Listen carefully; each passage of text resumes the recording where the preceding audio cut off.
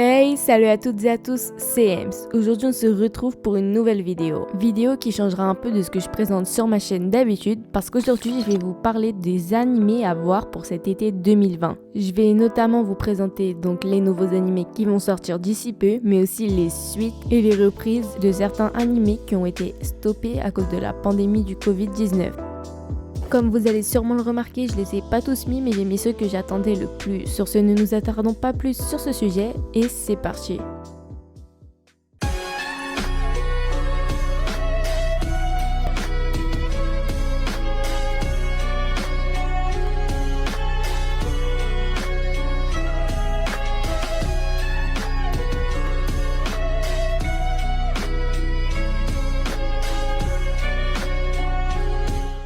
On commence avec un animé qui a été beaucoup médiatisé et qui est sûrement très attendu. Jin Mori se vante d'être extrêmement fort lorsqu'il s'agit de se battre.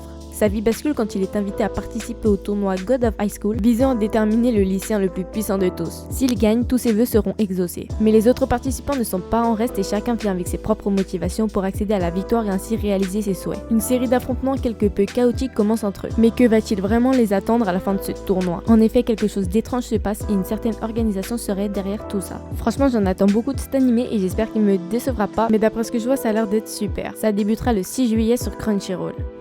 Il y a plusieurs années, une mystérieuse forme de vie nommée Gadol a presque exterminé l'humanité. Les survivants habitent désormais dans Décadence, une immense forteresse mouvante de 3000 mètres de haut, construite pour faire face à la menace des Gadol. Les habitants de Décadence se divisent en deux catégories. Les Gears, des guerriers combattant quotidiennement des Gadol, et les Tankers, des personnes ne possédant pas les compétences pour se mesurer à ces monstres. Un jour, Natsume, une Tankers qui rêve de devenir une Gears, fait la rencontre de Kaburage, un réparateur d'armure. L'une est une fille positive qui n'abandonne jamais ses rêves et l'autre un homme réaliste qui a abandonné les siens. Cette rencontre finira par ébranler le futur de ce monde. Personnellement, il m'intéresse énormément, ça débutera le 8 juillet sur Wakanim.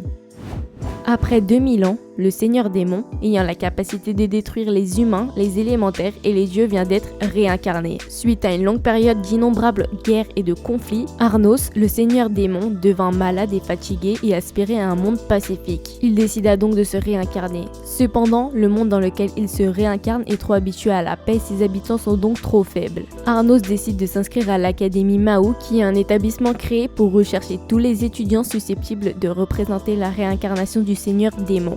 Néanmoins, ses pouvoirs sont trop extraordinaires pour que ceux de l'académie puissent le juger correctement. Il est donc considéré comme un étudiant inexistant. Sous-estimé et évité par la plupart des habitants de la région, il décide de recruter Misha, une des seules personnes gentilles avec lui, pour grimper au sommet de la hiérarchie des démons et ainsi récupérer son titre et statut antérieur. Ça débutera le 4 juillet.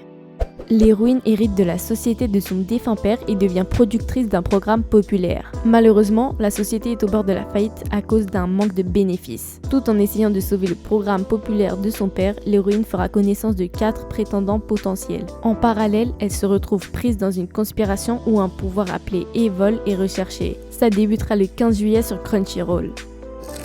Largué par sa petite amie, Kazuya Kinoshita tente de combler le vide dans son cœur à l'aide d'une application à la mode permettant de louer une nouvelle copine. C'est ainsi qu'il fait la rencontre de Shizuru Mitsuhara, une jeune fille à première vue parfaite possédant tout ce que le jeune homme recherche. Très belle et avec une personnalité mignonne et attentionnée. Il va cependant rapidement se rendre compte de la vraie personnalité de Mitsuhara. Personnellement, c'est un des animés que j'attends le plus pour cet été 2020. J'aime tout ce qui est comédie et romance, donc à première vue, il a l'air de rentrer parfaitement dans mes critères. Ça débutera le 10 juillet sur Crunchyroll.